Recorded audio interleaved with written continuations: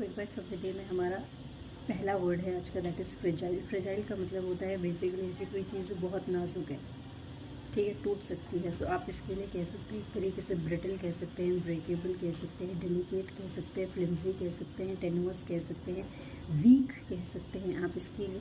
फिर कोई चीज़ वीक है तो वो वल्नरेबल भी हो सकती है, कोई चीज़ वल्नरेबल है तभी वो टूट जाएगी एकदम से, है ना।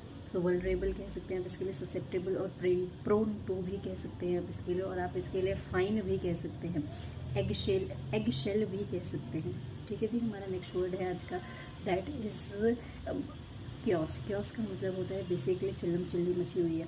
ठीक है जी, सिनोनिम्स देख लेते हैं हम इसके लिए। अफरा तफरी का माहौल है, उथल पुथल है, अराजकता है, कोई कानून नहीं है। लॉलेसनेस कह सकते हैं, डिसऑर्डर कह सकते हैं, नॉइजी कह सकते हैं, बेडलाम कह सकते हैं, कमोशन कह सकते हैं, फस कह सकते हैं, कन्फ्यूजन कह सकते हैं, मेस कह सकते हैं, नॉइजी कह सकते हैं, पेंडेमोनियम कह सकते हैं आप इसके लिए, पोर्टोबेशन कह सकते हैं, डिस्टर्बेंस कह सकते हैं, रोर कह सकते हैं, अप्रोर कह सकते हैं, बेडलाम कह सकते हो, मेहम कह सकते हैं आप इसके लिए, टुमल्ट कह सकते हैं, टर्मोइल कह सकते हैं, आउट क्राई कह सकते हैं, येलिंग कह सकते हैं, चिल्लम चिल्ली मची हुई है हर तरफ। सो येलिंग भी आप कह सकते हैं, फरोर भी कह सकते हैं आप इसके लिए। ओके जी, हमारा नेक्स्ट वर्ड है आज का, दैट इज़ प्रोलॉन्ग। प्रोलॉन्ग का मतलब होता है बहुत लंबे समय से चली आ रही है। ठीक है जी, सो हम इसके लिए प्रोट्रैक्ट कह सकते हैं, लेंथन कह सकते हैं, इलोंगेट कह सकते हैं, परपेचुएट कह सकते हैं आप इसके लिए, कॉन्टिन्यू कह सकते हैं आप इसके लिए।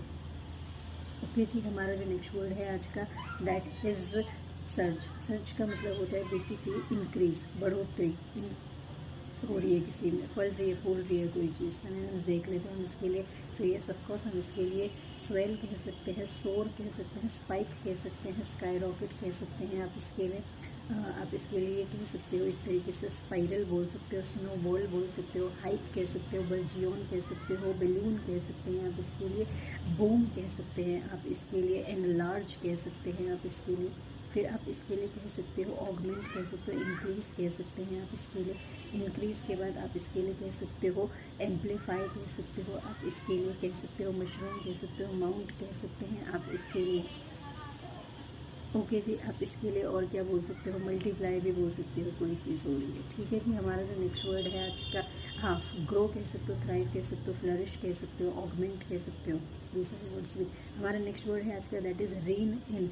रीन इन का मतलब होता है किसी चीज़ को नियंत्रण में ले लिया आपने, किसी चीज़ पर रोक लगा दी, कंट्रोल में ले लिया आपने किसी चीज़ पे, ठीक है, लिमिट लगा दी एक तरीके से।